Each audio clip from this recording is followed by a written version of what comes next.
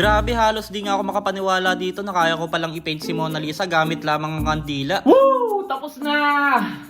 Gamit kandila! Dito nga sa malaking canvas na to ay pinlano kong i-paint si Mona Lisa gamit lamang ang usok ng kandila. Mga brush at pambura nga rin pala iba kong gagamitin. Matagal ko na talaga gustong i-paint si Mona Lisa. At sa tingin ko ito na nga yung perfect timing para ipinta siya. Dahil nahanap ko na yung art style na para sa akin. Yung pambura ko.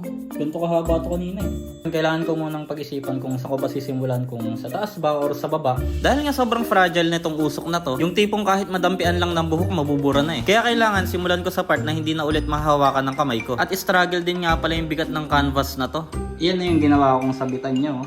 Matibay yan. Nag-DIY nga lang din pala ako sa sabitan nito para lang malagyan ko ng usok yung canvas. Kailangan lang din talaga maging maparaan para lang magawa tong art style na to. Wala kasi kung ibang artist nakikita na nagsasabit ng canvas nila bago drawing. Yan, dahil nakapaglagay na ako dito sa taas, nalagyan ko na siya ng usok, kailangan ko naman siya ibalik sa dati niyang pwesto. Paulit-ulit ko nga bubuhatin at babalik sa dating pwesto yan para lang malagyan ng usok. Inuna ko na nga i-drawing dito yung background niya. Yun kasi nasa ibabaw na part. Tulad nga ng sabi ko ay madali siyang mabura. Kaya kailangan from top to bottom ko siya gawin. Para hindi ko na mahawakan ulit yung mga part na tapos na. At nung okay na ako sa background, kailangan ko ulit to buhatin para lagyan ulit ng usok. Kaya sa artwork na to, hindi lang skills gumana sa akin eh, pati na rin yung physical. Papunta na nga tayo dito sa pinakamahirap na part, which is yung muka. Grabe, ito talaga yung pinakamahirap. Ilang oras at araw talaga inaabot ko kapag nasa face part na ako. Lalo na dito kay Mona Lisa, gusto ko talaga ng kopyang-kopya siya. Kaya okay lang sa akin kahit ilang oras o araw ko pa to gawin. Basta gusto ko talaga makopya tong masterpiece na to gamit ang art style ko.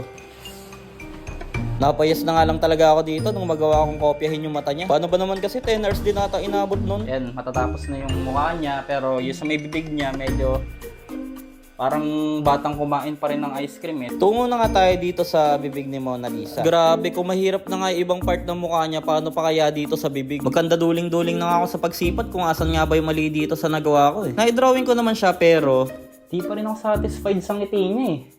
Ayon sa na-research ko, gumamit daw ng sfumato technique si Leonardo da Vinci. Dahil nga ang mysterious ng smile ni Mona Lisa, feeling ko ang plain ng nagawa ko dito eh. And nung na-research ko na gumamit daw ng sfumato technique si Leonardo da Vinci, kung saan ginawa daw niya yung smile ni Mona Lisa na walang sharp outlines. Yun na rin nga yung ginawa ko dito. Syempre gayahin lang natin kung ano yung ginawa ng original creator. Mapapayas ka na lang talaga kasi kahit first time ko tinry yung sfumato technique, sa tingin ko nakopya ko siya. Kahit mapaso na yung buong kamay ko, okay lang. Basta masaya ako sa nakikita kong resulta. Bale wala naman sa akin lahat ng hirap, basta perfecto sa paningin ko yung kakalabasan nito eh. Mahirapan ako sa una, oo, pero kapag nakikita ko kasi na malupit yung kinakalabasan, nawawala talaga yung pagod ko. Sino ba namang artist ang di matuto kapag nakopya niya na maayos yung reference na ginagaya niya, diba? Sa mga oras nga pala na to, halos patapos na ako sa napakagandang obra na to. Konting-konti na lang, ito na lang.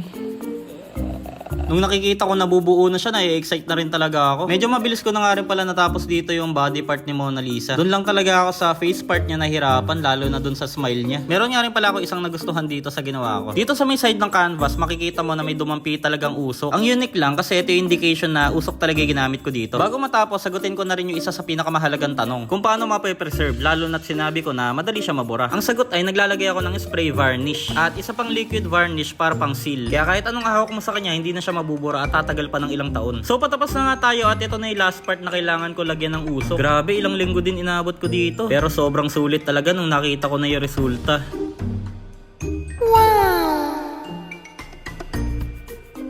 Sobrang daming version na ni Mona Lisa. Sobrang dami nang nagpinta at gumaya sa obra na to. Kaya bilang isang tagahanga ni Leonardo da Vinci, sobrang nakaka-proud dahil isa ako sa nakapagpinta ng obra niya gamit ang art style na meron ako. Sa talent na binigay ni Lord, nung naipinta ko tong obra na to gamit ang napili kong art style, sa tingin ko pinili din ako nito para lumikha pa ng maraming obra.